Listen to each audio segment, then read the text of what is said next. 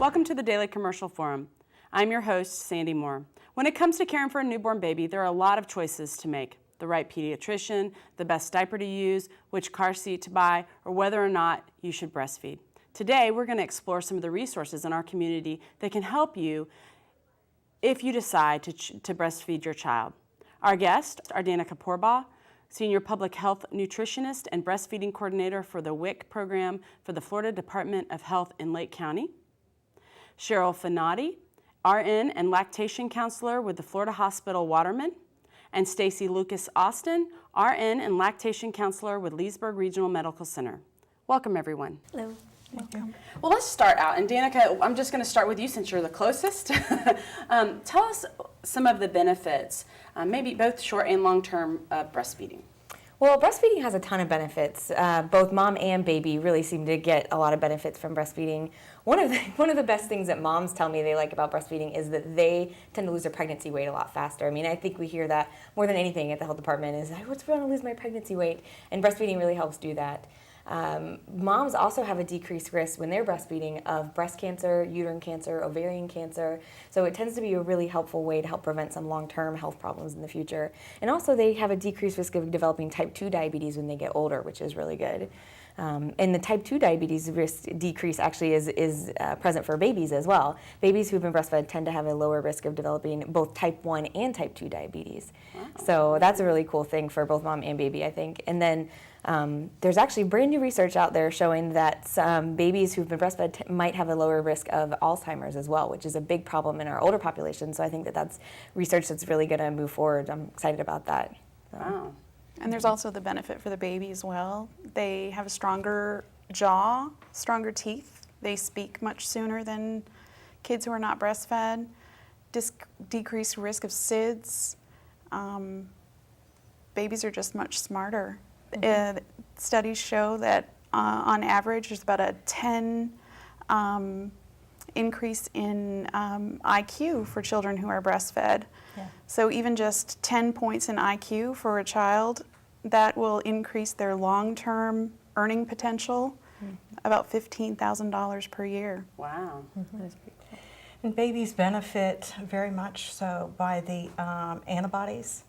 It's something that mom can give to the baby, and that to help with its building up its normal natural immunities.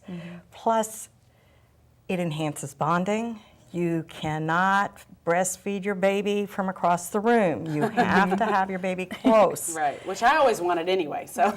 And that, so I mean, it just, enhances that maternal instinct plus bonding, because your baby can actually, at the level of the breast, whenever the baby's looking at you, you're looking at the baby. Babies can actually see their mother's face very clearly at the 12, about 12 inches. Wow. Well, okay, so now we know all of these great benefits, which we're going to even talk more about, I know, throughout the show. But why do you think that women choose not to do this? There are so many reasons why women choose not to breastfeed. There's a lot of social reasons why women choose not to breastfeed. They feel uncomfortable taking their baby to the breast. They feel like they'll be tied to their baby.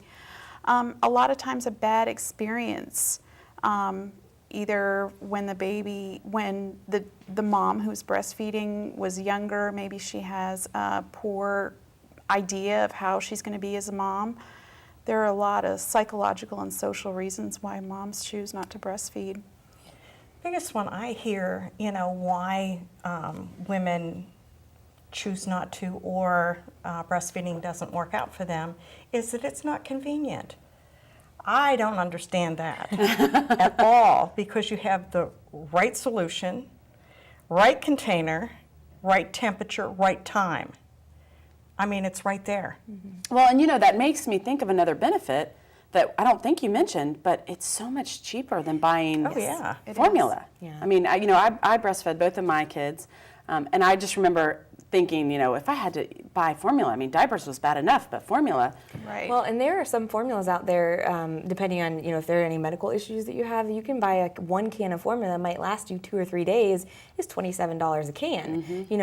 Added up over that year that your child's gonna be on formula, that's a huge cost, So, whereas like you said, breast milk is free. It is. And there's also the issue of, and I'm sure anyone who has breastfed versus bottle fed, if they've changed a diaper, they know the difference between the smell of a Yes. bottle-fed baby versus a breastfed baby. It's always more pleasant to be around a breastfed baby than it is around a bottle-fed baby. Well, and I know that some people don't necessarily choose to not. Sometimes they just can't. There's reasons. And I feel like a lot of times people put a lot of pressure on themselves to do that, and then when they can't, it can be very devastating to them. What would you say to women when they're trying to make the decision, or maybe they can't? What would you say? The biggest thing is they need support. If they have good support at home, they are going to get out and continue to breastfeed. If you have, say, a mother, that gets frustrated, grandmother, and says, oh, that baby's just hungry, just feed it a bottle, and if they don't have that kind of support to say, hey, let me help you, or can we get out and call somebody, to get out and help you, and partners, it's not just that mom's the only one feeding. Dad can be involved too. He can help get the baby up, play with the baby. There's different things, especially at night. It does get tiring, but breast milk is very easily digested. It's biospecific. So every 2 to 3 hours, those babies need to eat. Unlike formula babies, sometimes they will sleep during the night and everybody gets excited. But it's not exciting because you think of how rapid these babies are growing, and they need that food, the breast milk, to get out and help.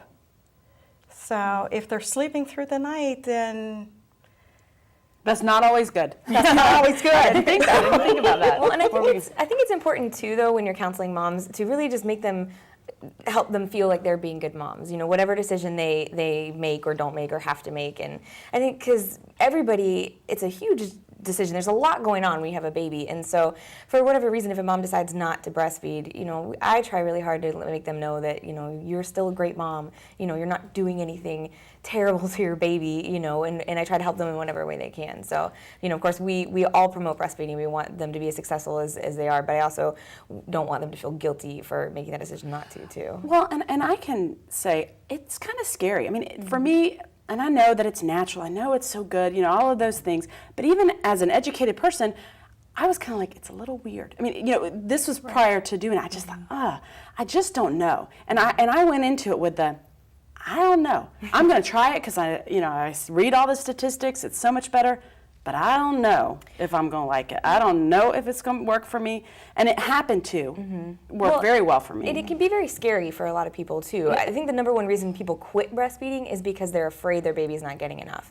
And that's the big thing that we always have to combat is people going, well, I'm not making enough milk. My baby's hungry all the time. And half of the time, baby's doing just fine. More than half the time, it's just confidence. And that's, I think, where the support comes in. Right. Like what you were saying, is that just having somebody to show them, you're a great mom. You're doing everything perfect. You're so scared, but you're doing great, and I think that's where we come in as health professionals too. So I tell all of my moms who are having problems with the baby, I don't want you to do anything. Some nurses will say, oh, I didn't see that baby suck vigorously at the breast for such and such a period of time, or any of these things. And I always tell my moms, I don't want you to do anything else but hold your baby. That's all I'm asking you to do.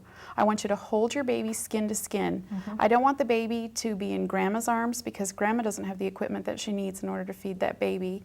I don't want dad to hold the baby. I just want you to hold the baby. And instinct, most of the time, I'm not saying all of the time, but most of the time, instinct on behalf of the baby will kick in. There are no lactation consultants and no lactation counselors for any other mammal in the world except us. I tell my moms this all the time. We are wrapping our babies in clothing, putting them in a plastic bassinet, and expecting them to behave not like mammals. If we just hold them close and let them do what they're made to do, things will work out okay. Stop stressing. Every time you see the baby kind of lick at the breast or nuzzle at the breast, I always congratulate mom. Look, they're doing what they're supposed to be doing. This is awesome. Look, that's exactly what we expect from a newborn baby.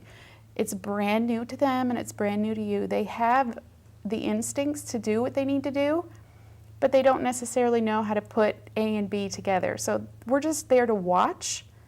I really use a hands-off technique when I'm helping moms. I don't like to get involved. I don't want my scent to be on mom or on the baby. It's all about them and them getting to know each other and bonding.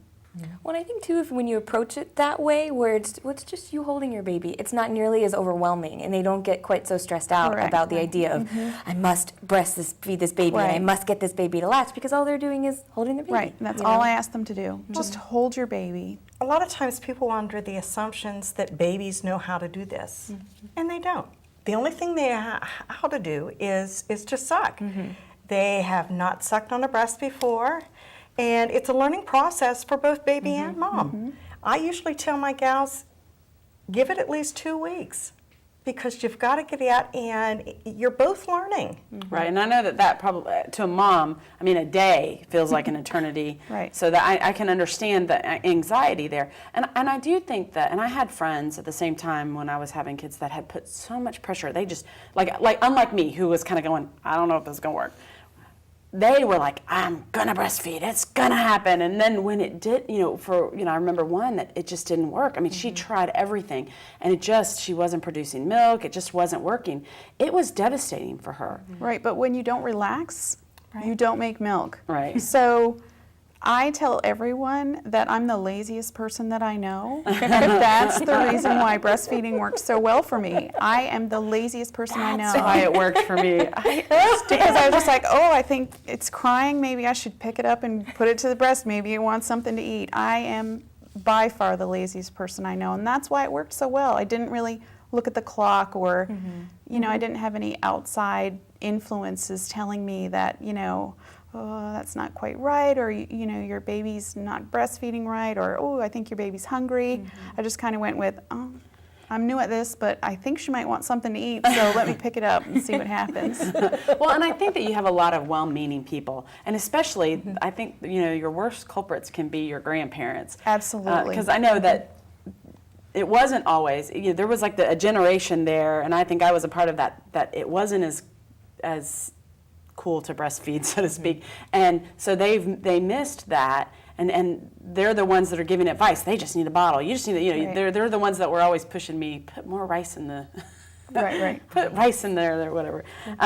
So tell me a little bit about some of the classes that are offered, things that that people can do if they want to do this. Would it be something that you go to ahead of time when you're pregnant to learn about breastfeeding? Tell us a little bit. I don't know, maybe Absolutely. in the hospital and I know then at our WIC? hospital I teach a class once every 2 months at the class. It's supposed to be 2 hours, but it usually runs over that because I'm quite chatty. So, and we have a little movie and a PowerPoint presentation. And this is before, for pregnant? Is prenatal, Okay. yes. And, I do a little demonstration about positioning of the baby and things like that, just to kind of give moms a little background, things that they might need to know. I'm a big fan of not adding, bottles or pumps or any of those other things to go along with it. All you need is your baby and you. That's it. Yeah. And is that pretty much the same at Waterman too? Yeah, we have classes about every 6 weeks, and that. I don't teach I do teach the classes whenever our lactation consultant is not available. We do have a lactation consultant, but she is not strictly just a consultant. She wears many hats. She's a nursery nurse one day, labor and delivery someday, and that.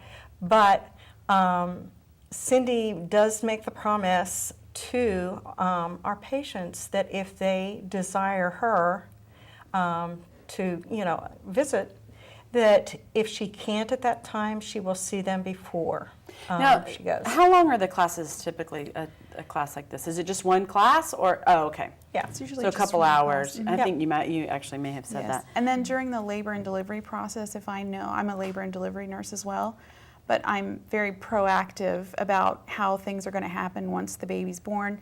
Okay, so you would like to breastfeed. Here's what's going to happen during the labor and delivery process. And here's what I want you to do. I just want you to hold your baby when the baby's born. I don't necessarily want the baby to be passed around to 20 different relatives who are standing in the room. If they want something to do, they can go home and do a load of laundry or make you a casserole. Right now, the focus should be on the baby and the mom. Well, now, and at the WIC program, we have a little bit of a different experience because we don't get to see the babies right when they're born or right near when they're born, but we work with them a lot during pregnancy. We have each one of our WIC offices. We've got one in Claremont, Leesburg, and Umatilla has a breastfeeding peer counselor. Her only job is to help moms breastfeed, so we've got a lot of support there. And we just started a new program where all of our prenatals will be enrolled in a breastfeeding class for when they're pregnant, and so that's a really good thing.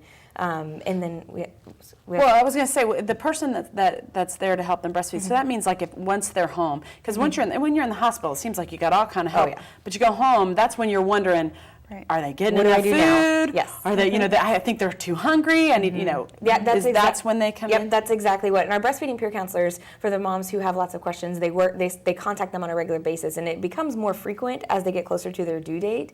And then we have a program process where we try to get them in touch with the new moms pretty soon, right after the baby's born. And then of course we get them into the WIC clinic to get added in the program about a week or so, if not earlier than that, right after they're born, and so getting help and questions answered. And Now, everything. is this counselor only if you qualify for a WIC? Yes. Okay. We have a breastfeeding peer counselor for our WIC clients. We also have a breastfeeding support group that is actually open to everybody in the county, which is pretty cool. And she runs it, but it's only once a month. Now, is there help that the hospitals provide for afterwards too? I encourage all of my moms, and I tell all of my coworkers that if there are any problems with anyone who's breastfeeding, to please leave a message and I will always call them back. I make sure that they know that I'm available and the hospital has my number so that they can contact me. And I've had quite a few moms who come back and they don't feel real confident about, I don't think my baby had anything to eat. So one big thing that we do is like a pre and post feed weight. So I will put the baby on the scale before it's eaten and then after it's eaten, and they're like, oh my goodness, look how much weight the baby's gained in that short period of time at the breast, and you thought the baby wasn't getting anything. And that always makes them feel much better, and they because feel great about their everybody's experience. more visual. And that with a bottle, you can see how much they ate.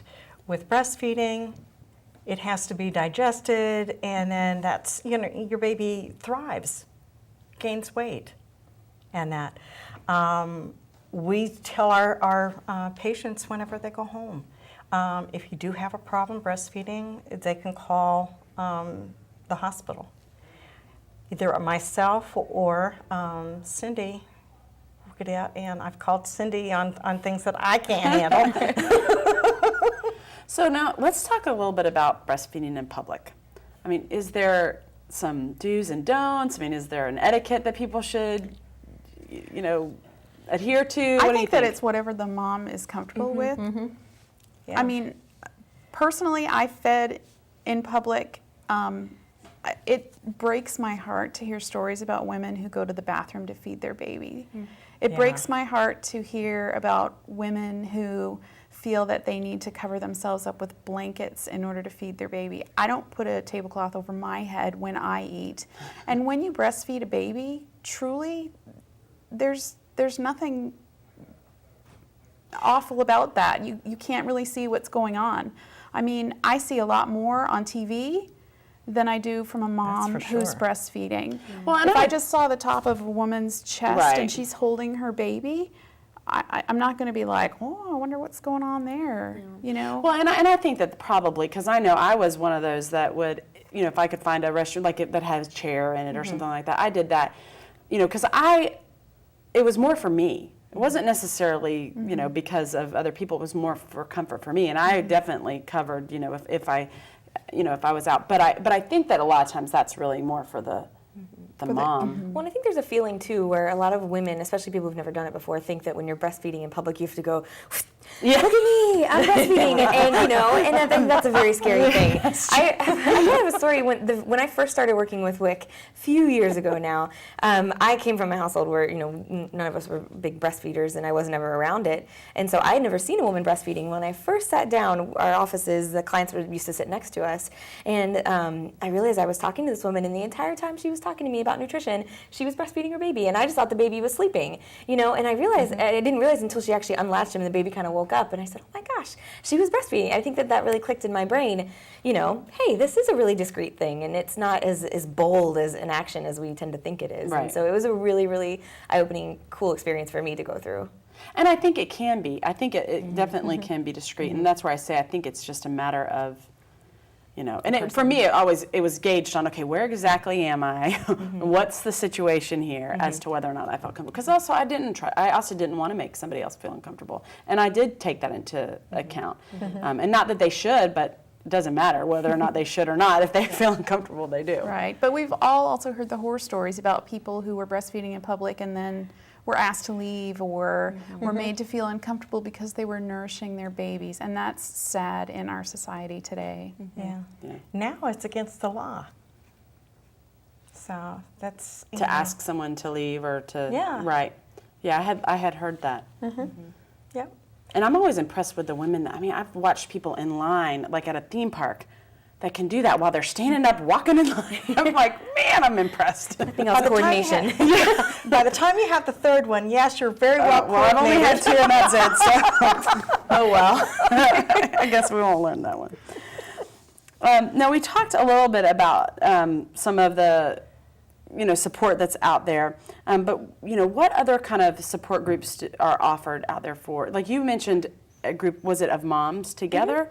Tell us a little bit about that. Yeah, the WIC program, we host a breastfeeding, we don't really call it a support group. It's I think it's called a breastfeeding group of support for families. And we welcome dads, grandparents, other children. It's kind of a really cool, fun thing for parents to do. And it doesn't really follow any specific pattern in any plan. We kind of go by topics maybe that our peer counselors want to go over, but it also kind of is defined by the dynamic of the group. You know, if there's more prenatal, pregnant women, we'll focus a lot more on, you know, what to expect, what to plan for when you go to the hospital, kind of all of the stuff to maybe help ease some of their fears.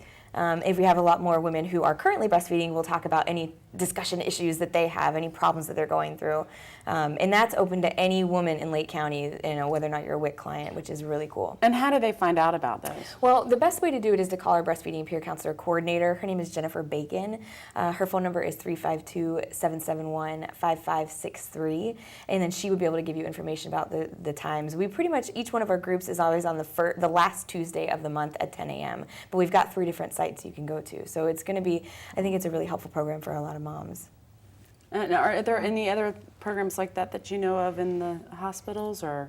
Not in the hospitals. I know there's Lactation League, but that's there aren't any chapters that are close by here. You'd really have to contact and go to more the Orlando area, unfortunately. Right. Is there also information on your website as far as about? Oh yeah, that? we've got, if you go to the Lake County Health Department website, lchd.com, then there's a lot of information about our monthly support groups, and you can go there, and about the WIC program in general if you have questions about how to apply and qualify and things too. And what about like at the hospitals? I know that that you also do other types of classes for parents ahead of time. I know, like Lamaze. Is Lamaze still a thing? I don't. Yes, it is actually. It's coming back. Yes, there's a Lamaze I class. took Lamaze. I didn't There's a use it. Lamaze class at our hospital, and there's also a class for a newborn care class. So basically it teaches you, you know, how to take care of your newborn. If you've never had a newborn around, or you've not had siblings, or know anyone that's had a child, it teaches you kind of how to hold your baby, burp your baby, change a diaper, all those things. Yeah, we have in my it's prenatal classes. There's 5 different weeks. Our first week we have, I saw a big need whenever I started as the OB educator and took over the prenatal classes about car seat safety. So I've gotten involved with the Lake County Sheriff's Department. Linda Harville comes in and they talk to the parents about car seat safety, and actually she makes them change so Put 'em that they in, know yeah. how to get out and change, because good grief, that baby's going to grow and that. And then also a couple years ago we saw a need for infant CPR. Oh, okay. So as a 5th class, we added friends and family CPR. And it was from a need that I had a grandmother call me. She said, my daughter had a baby and she will not allow me to get out and stay with the child until I have CPR. Wow, that is a... So, and it has gone over very well. I can imagine, because it is scary and thinking about what would I do if this, and I remember going through those little things. We only have a couple more minutes, but I do want to ask one quick question. Hopefully we can answer it in a couple minutes. And that is, what if, do you have recommendations of certain types of formulas to use if you can't? I mean, or, if I know at one point, my youngest at 8 months really was done. My oldest went to 13, but, what... Do you have suggestions for formulas? Well, as far as formula goes, it's really important that you discuss with your doctor, I think, where they want you to go as far as that. There's lots of different options depending on which medical issues, if any, your child has, what issues might be going through, colic, spit up, gassiness, fussiness. So there's so many different options. It's really difficult to kind of figure it out on your own. So I really recommend talking to your doctor if you have to. But I definitely recommend making sure it's an infant formula that's in the stores. Those are all regulated by the Food and Drug Administration, so they're all very safe for babies, and they're not going to make them sick. Unlike goat's milk, which was okay, which I was going to happened say, back in as the day. opposed to what are we talking? We've seen it all: goat's milk, just regular cow's milk, all kinds of things, soy milk. So we just make sure to talk to your doctor. Yeah, people used to get out and mix evaporated milk to get out and feed for the babies. So that's not good either. Well, thank you so much for your time, and really, obviously, you all each have a passion for this, and I'm sure the mothers that you are helping appreciate it very much too. Thank you. Thank you.